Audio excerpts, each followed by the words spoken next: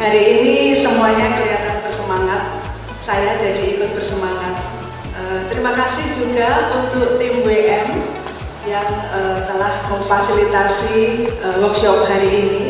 Terima kasih kita sudah bisa berdiskusi, berproses sampai dengan hari ini acara workshop ini bisa kita laksanakan. Terima kasih juga kepada ibu-ibu peserta dari BKRI maupun yang bukan BKRI. Tapi kami senang sekali ibu-ibu bersedia untuk berpartisipasi di acara ini. Ini saya nggak terlalu berpanjang-panjang ya Bu ya, karena memang waktunya ini sudah hampir setengah 11 ya. Jadi intinya seperti ini, ibu-ibu semua peserta, khususnya peserta workshop, bahwa workshop hari ini kita adakan berkesinambungan. Jadi tidak sampai di sini saja. Hari ini kawan-kawan BM itu akan membantu ibu-ibu semua yang telah memiliki produk untuk bersama-sama melihat kualitas dari produknya dan sebagainya, kurang lebihnya seperti itu. Jadi nanti bersama-sama dengan BM kita belajar untuk melihat bagaimana produk kita ini, apakah sudah layak untuk dipasarkan dan sebagainya.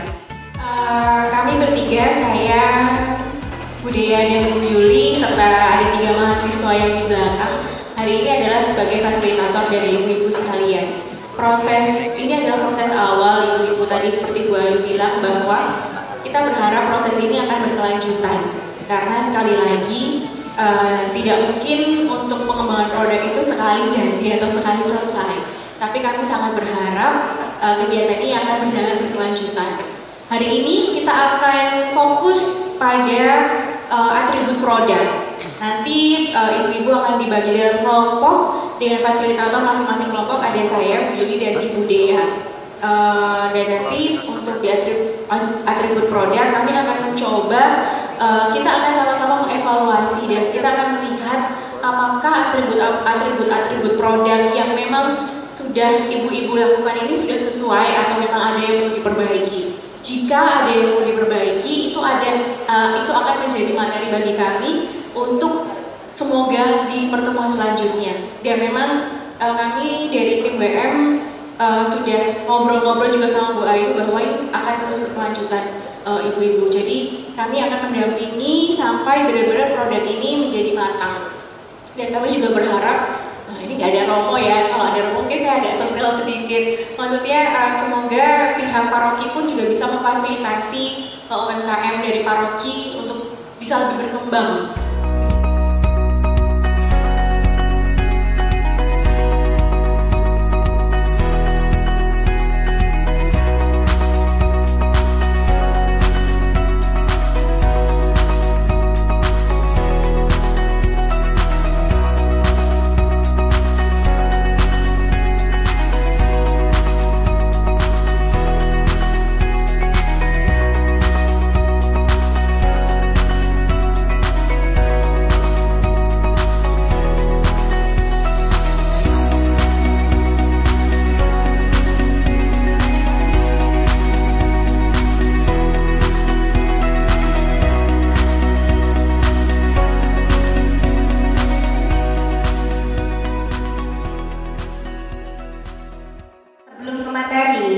Izinkan saya untuk menyimpulkan hasil dari sesi sebelumnya, yaitu sesi konsultasi bersama dengan tim fasilitator. Seperti yang disampaikan di awal, tujuan konsultasinya itu supaya kami sebagai tim fasilitator bisa merancang agenda jangka panjang. Karena kegiatan ini bukan kegiatan seminar, bukan kegiatan pelatihan, tapi pendampingan. Nah, yang membedakan adalah kalau namanya pendampingan, ya didampingi sampai selesai, sampai jadi ya. Jadi yang mau dicapai apa sampai berbentuk, sampai jadi, itu akan kami dampingi. Nah, maka tadi kami banyak bertanya, mungkin lebih banyak bertanya karena memang semua tantangan atau harapan yang mau dicapai ibu sekalian itu tidak mungkin bisa selesai dalam waktu instan. Ya, pasti butuh proses. Nah, maka untuk kesempatan di awal ini kami banyak mengumpulkan, istilahnya kami berbelanja masalah apa saja yang bisa kami bantu untuk dicarikan solusinya ya dengan pendampingan tadi.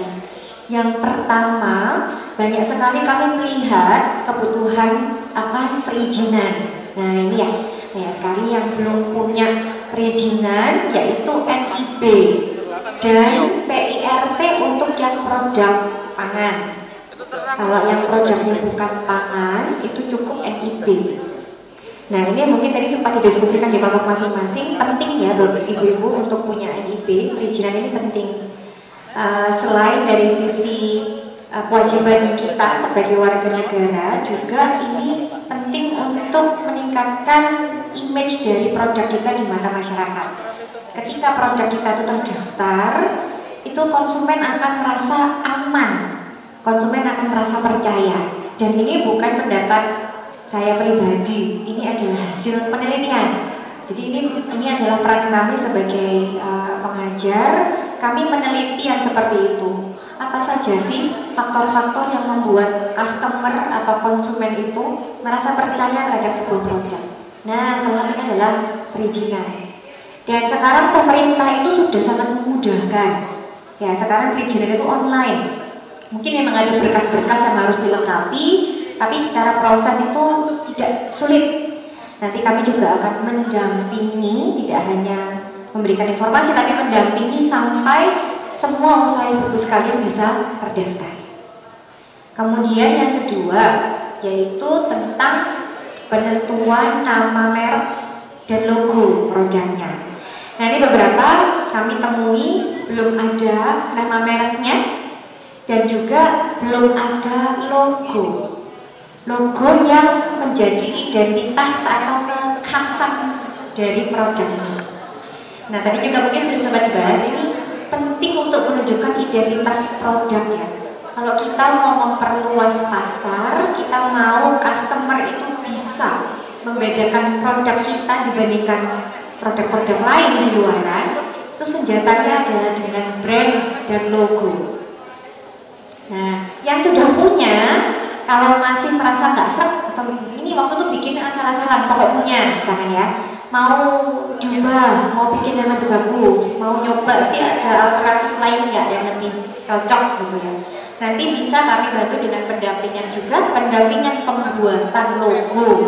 Ya, kalau yang sudah punya merek, apalagi yang sudah lama, sudah produksi lama, sudah bertahun-tahun dengan merek yang sama, kami tidak sarankan mengganti merek. Karena yang tadinya customer sudah hafal, terus berubah, bisa hilang customernya ya. Jadi kalau yang sudah punya merek dalam jangka waktu lama, kami tidak sarankan untuk mengubah. Ya, untuk logo itu masih bisa kalau mau kami berikan alternatif logo yang cocok dengan produknya, ya, supaya identitas produknya itu semakin mudah diingat oleh customer. Yang ketiga, pencatatan keuangan. Nah, ini ibu-ibu mohon jangan alergi ya. Jangan alergi sama pencatatan keuangan. Karena pencatatan keuangan itu bukan sekedar kegiatan yang sifatnya administratif, bukan. Karena dengan kita mencatat keuangan, itu kita bisa tahu jadi kita sebenarnya untung berapa. Ya, jadi yang mau dicapai adalah mengetahui keuntungannya. Nah, kalau kita nggak nyatet, nggak bakal tahu untungnya berapa. Nggak bisa pakai perasaan, harus pakai hitungan. Nah, nanti dengan kita bisa tahu margin kita berapa, kita tahu biaya yang keluar itu berapa per produknya, itu membantu kita untuk menilai kembali harga yang kita tentukan selama ini itu sudah tepat atau belum. Jangan-jangan selama ini kita jual itu marginnya terlalu kecil, terlalu tipis, atau kadang-kadang malah kita jual itu benar-benar cuma pekok aja, nggak ada untungnya. Nah ini kan kalau nggak pakai catatan hitungan nggak bisa ya. Nah jadi penentuan harga, ya, baik yang produk baru maupun produk yang selama ini sudah kita jual, itu bisa dievaluasi kembali dengan melakukan pencatatan keuangan yang baik. Itu nanti akan kami bantu, jangan khawatir, sederhana saja. Pencatatan penjualan, pencatatan biaya, perhitungan biaya produksi, ya, sehingga bisa menghasilkan margin tadi. Nah itu yang tujuannya itu supaya kita bisa hitung untung kita berapa, sehingga kita bisa mengevaluasi lagi kita ngasih harga ini sebenarnya selama ini udah sesuai keinginan belum gitu ya. Maunya untung nanti malah jadi untung gitu ya. Kemudian berikutnya yang keempat adalah penentuan target pasar. Nah ini urut ya tadi. Dengan kita bisa tahu harga yang tepat, kita sudah yakin, oh saya mau margin sekian, berarti cocoknya dikasih, berarti harusnya harganya sekian. Nah, kalau produk dengan harga sekian ini, itu yang cocok itu untuk segmen pasar atau target pasar yang seperti apa? Ya, jadi penentuan target pasar itu juga kami akan berikan pelatihan secara khusus. Nah, jadi ibu-ibu bisa merefleksikan kembali ini selama ini yang beli biasanya siapa, kalangan siapa yang beli. Nah kalau mau dikembangkan keluar, itu yang mau ditargetkan siapa. Ya, jadi strategi bisnis itu sekarang sudah nggak bisa lagi jual ke siapapun yang beli syukur, itu udah nggak bisa ibu-ibu. Jadi kita kalau memang mau mengembangkan bisnis harus punya strategi yang jelas. Ini kita mau jualnya ke siapa, nanti promosinya bentuknya seperti apa. Nah karena beda generasi itu sudah beda cara promosi. Kurang lebih seperti itu. Lebih detailnya lagi nanti dengan pelatihan terpisah ya ibu untuk penentuan target pasar. Yang kelima adalah pemasaran. Ya ini banyak sekali yang menyampaikan kebutuhannya untuk meningkatkan atau mengembangkan pemasaran ya. Nanti untuk pemasaran ini akan dibagi menjadi 2 tahap. Yang pertama, beberapa mungkin sudah disampaikan bahwa mau nggak mau sekarang yang namanya pemasaran itu harus online. Ya ibu-ibu ya, kita sudah tidak bisa mengelak lagi sama yang namanya pemasaran secara online. Nah, mungkin ibu-ibu banyak yang belum familiar dengan yang namanya sosial media, ya marketplace itu apa. Nah nanti tahap pertama kami perkenalkan dulu untuk ibu-ibu yang sudah canggih, sudah biasa pakai Instagram, sudah biasa pakai sudah biasa jual di Shopee dan Tokopedia, tidak masalah. Tahap keduanya nanti kami fokus ke pembuatan konten. Nah, kalau misalkan sudah biasa pakai Instagram, selama ini postingannya kayak apa sih? Itu bisa lebih menarik lagi menjadi seperti apa. Nah, itu tahap yang kedua dari topik pemasaran digital. Ya, itu adalah topik yang kelima. Kemudian yang terakhir kami akan membantu untuk membuatkan pendampingan foto produk. Nah, jadi kalau misalkan sudah jelas mau memasarkan kemana, memperluas pemasarannya kemana, misalkan pakai Instagram, berarti kan harus punya koleksi foto yang cantik ya untuk diposting di Instagramnya. Kami juga akan bantu dengan pendampingnya foto produk, bagaimana mengambil foto produk yang cantik untuk diposting di sosial media ataupun akun-akun lainnya, media penjualan lainnya. Nah, jadi itu tadi 6 topik yang kami rumuskan dari hasil konsultasi dengan ibu-ibu sekalian. Saya akan memberikan sedikit ya informasi terkait dengan label produk, karena ini juga menjadi awal bagi usaha. Kalau memang ingin dikembangkan ke market yang lebih besar, maka salah satu atribut selain kemasan yang perlu di-improve adalah label ya. Jadi memang label ini menjadi sesuatu yang apa ya istilahnya, identifikasi. Jadi kalau konsumen mau lihat informasi produk kita, ini sebenarnya apa, ini mengandung apa dari label.